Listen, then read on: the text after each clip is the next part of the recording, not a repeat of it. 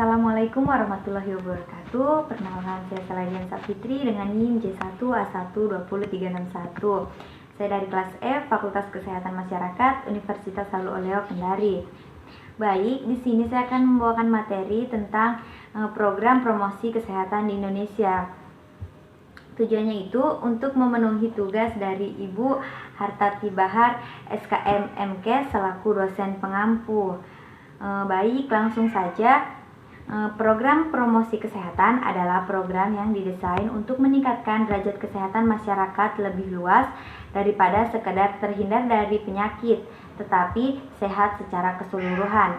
Program promosi kesehatan dilakukan mulai dari menyusun program planning hingga cara memonitoring dan evaluasi.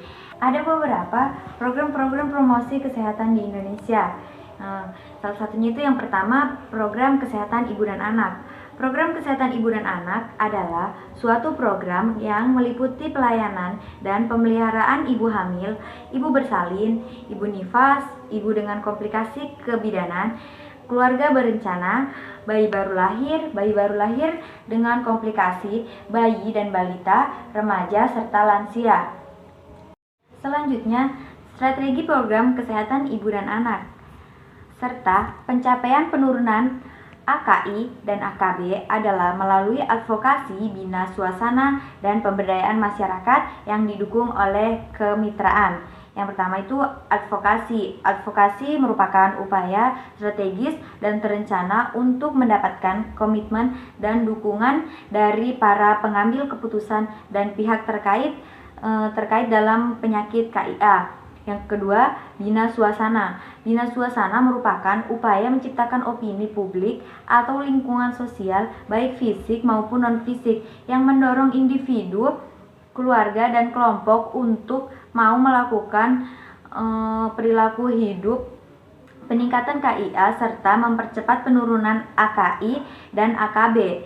Bina suasana salah satunya dapat dilakukan melalui sosialisasi kepada kelompok-kelompok potensial seperti organisasi kemasyarakatan, terus kelompok dan opini dan media massa. Terus selanjutnya itu pemberdayaan masyarakat. Pemberdayaan masyarakat merupakan upaya menumbuhkan kesadaran, kemampuan masyarakat dalam mencegah dan mengatasi masalah KIA. Melalui kegiatan ini, masyarakat diharapkan mampu berperilaku hidup bersih dan sehat, dan berperan serta dalam pemberdayaan masyarakat di bidang KIA. Terus yang terakhir itu kemitraan. Kemitraan dalam penanganan masalah KIA adalah kerjasama formal antara individu-individu, kelompok-kelompok peduli KIA, atau organisasi-organisasi kemasyarakatan, media massa, dan swasta atau dunia usaha untuk berperan aktif dalam upaya peningkatan KIA di masyarakat. Selanjutnya, tujuan program kesehatan ibu dan anak. Tujuan dari pelaksanaan program kesehatan ibu dan anak adalah untuk mencapai kesehatan yang sejahtera melalui peningkatan kualitas kesehatan keluarga, khususnya untuk ibu dan anak, dalam rangka mencapai nama keluarga kecil yang bahagia, sejahtera, atau yang biasa kita sebut dengan NKKBS. Tujuan lain dari program kesehatan ibu dan anak atau KIA adalah untuk meningkatkan kemandirian keluarga dan memelihara kesehatan ibu dan anak.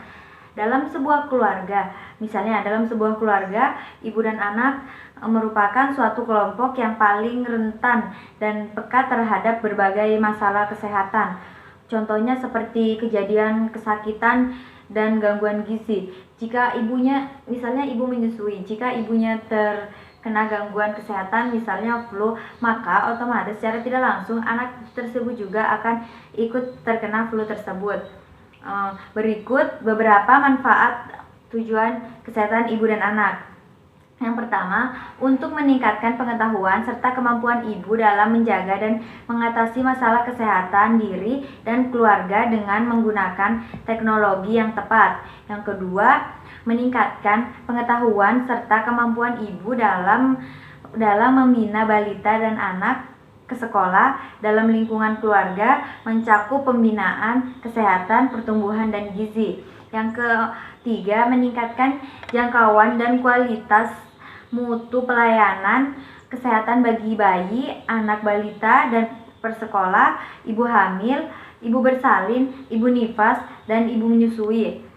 Yang keempat, terjadi peningkatan kemampuan dan peran serta masyarakat, keluarga, dan seluruh anggotanya dalam mengatasi berbagai masalah berkenaan dengan kesehatan ibu, anak, dan anak bersekolah.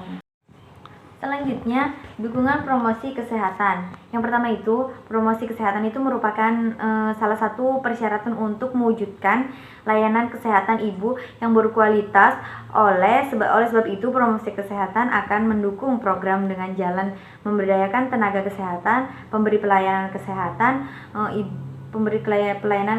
ibu dan anak. Yang kedua, promosi kesehatan memberikan dukungan terhadap upaya serta meningkatkan kebutuhan masyarakat terhadap pelayanan ibu dan anak. Terus yang ketiga itu, promosi kesehatan mendukung upaya pemberdayaan ibu, suami, keluarga, dan masyarakat menggunakan buku kesehatan ibu atau buku-buku pedoman lainnya dalam menjaga kesehatan selama kehamilan.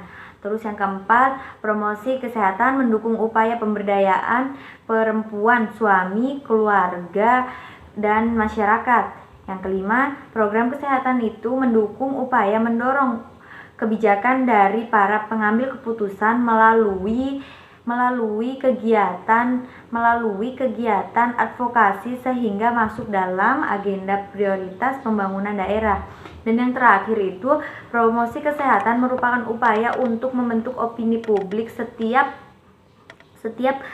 serta meningkatkan citra institusi pelayanan kesehatan ibu dan anak melalui kegiatan dan pemasaran lewat hubungan masyarakat. Selanjutnya itu, di dalam promosi kesehatan ibu dan anak, saya akan menjelaskan konsep promosi kesehatan ibu dan anak. Di dalam konsep promosi kesehatan terdapat beberapa kegiatan yang dapat dilakukan, baik itu untuk promosi kesehatan di tempat kerja, promosi kesehatan di sekolah, atau promosi kesehatan di masyarakat. Salah satunya itu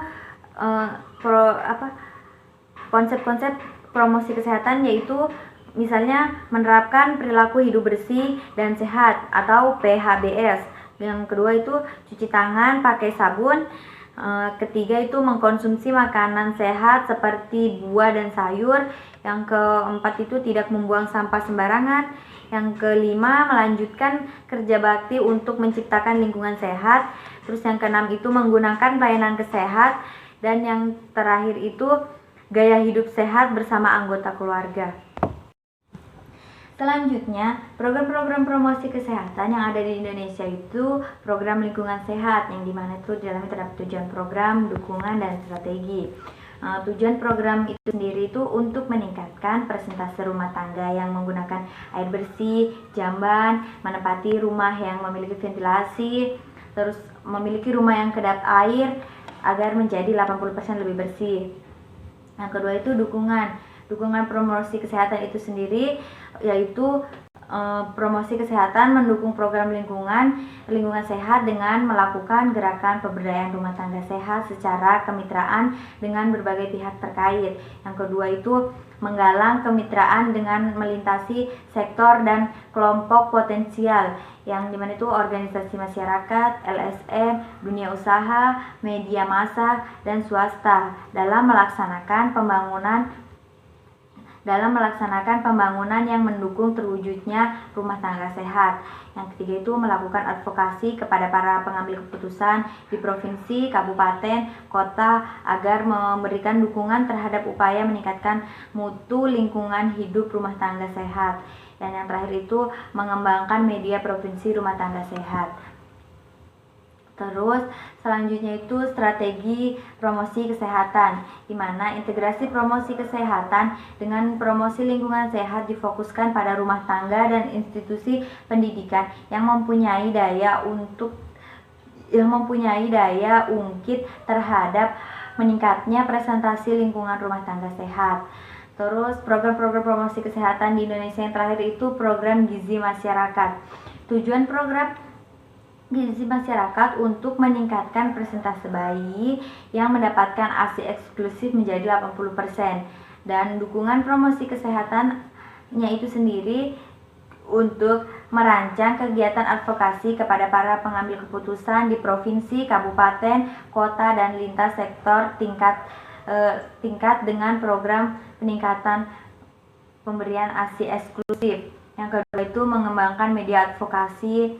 Yang ketiga itu menggalang kemitraan dengan kelompok potensial organisasi masyarakat, LSM, dunia usaha, media massa, dan swasta. Yang keempat itu menyusun strategi promosi peningkatan pemberian ASI eksklusif. Dan yang terakhir itu mengembangkan media promosi ASI eksklusif. Strategi promosi kesehatannya itu sendiri di berbagai tatanan, integrasi promosi kesehatan dengan gizi masyarakat difokuskan pada tatanan rumah tangga dan tempat-tempat umum yang mempunyai daya ungkit yang besar untuk meningkatkan cakupan peningkatan pemberian ASI. Sasaran pemrograman ASI adalah ibu hamil dan ibu menyusui. Sasaran sekunder pemrograman ASI adalah tokoh agama, tokoh masyarakat, dan petugas kesehatan. Jadi kesimpulannya, program promosi kesehatan di Indonesia memiliki peran penting dalam meningkatkan kesehatan khususnya ibu dan anak, lingkungan masyarakat, serta gizi masyarakat dengan baik. Sekian, mungkin hanya ini yang dapat saya sampaikan. Terima kasih. Wassalamualaikum warahmatullahi wabarakatuh.